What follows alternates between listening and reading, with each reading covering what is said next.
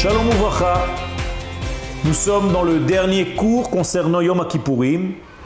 La dernière fois, nous nous étions arrêtés à cet accès au Saint des Saints par le Kohen Gadol le jour de Yom Kippourim et à cette rencontre avec cet idéal qui a précédé le monde.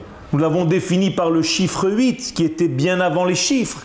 Eh bien, cet accès, cette rencontre avec le Olam Haba, c'est en réalité ce jour, Yom Kippourim, qui permet cette rencontre avec l'au-delà. Je vais le dire avec d'autres termes.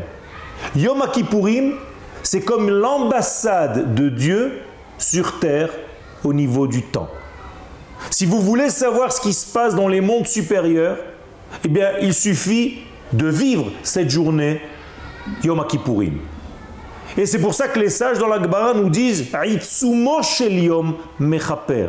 L'essence même de la journée, à la limite sans rien faire, d'après Rabbi Meir, eh bien, on peut se purifier parce que nous sommes traversés par cette grande lumière, par ce grand mikvé que représente Yom Kippourim. Eh bien, pour pénétrer dans cette vie de l'ordre du 8 qui a précédé notre monde, basé sur le chiffre 7, il faut étudier un tout petit peu ce qui se passe dans ce degré, du 8e degré.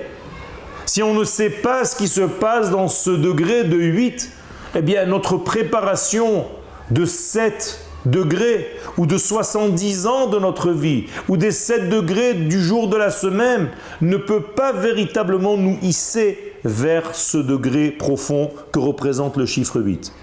Et donc l'homme doit faire l'effort de se mettre au niveau, de s'associer à ce qui se passe dans ce domaine de l'ordre du 8. Et la rencontre avec ce chiffre libère l'homme de tous les pièges que ce monde lui offre. Ça veut dire que le monde dans lequel nous sommes est un monde qui est superficiel. Mais il a à l'intérieur de lui un secret. Alors, la superficialité, c'est le 7, et le monde secret qui se cache à l'intérieur, c'est le chiffre 8. C'est comme l'âme qui se cache dans un corps. Et il est dit, d'une manière allusive, à Aaron, avant de rentrer dans le tabernacle, avant la première entrée dans le tabernacle, ou petach ohel moed teshvu shivat yamim velotamutu.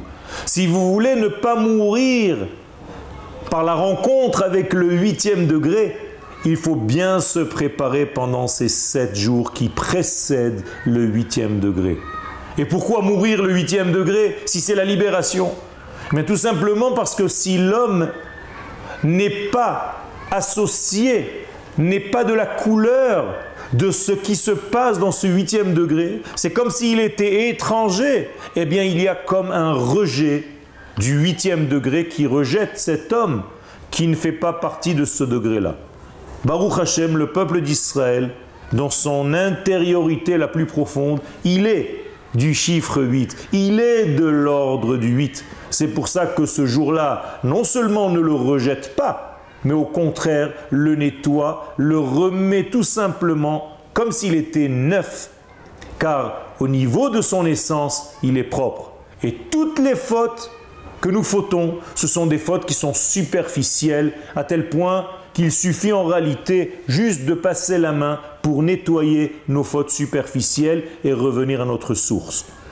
Eh bien, ce superflu qui est enlevé de nous-mêmes nous permet donc de vivre une journée par an au véritable niveau de notre vie. Et le but, c'est pas d'y rester. Le but, c'est qu'après ce degré-là, nous revenions dans ce monde, mais bien entendu avec une nouvelle vision des choses, avec une nouvelle approche de notre vie, car nous avons goûté maintenant au chiffre 8, il est temps de revenir vers le 7, et ça, c'est le secret de Sukkot.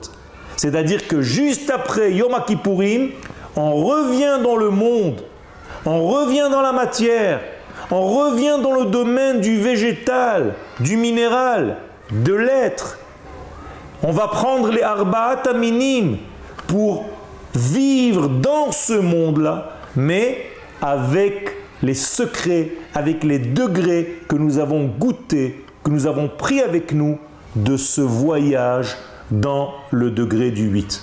Donc le degré du 8, finalement, revient dans le degré du 7, qui est la fête de Sukkot.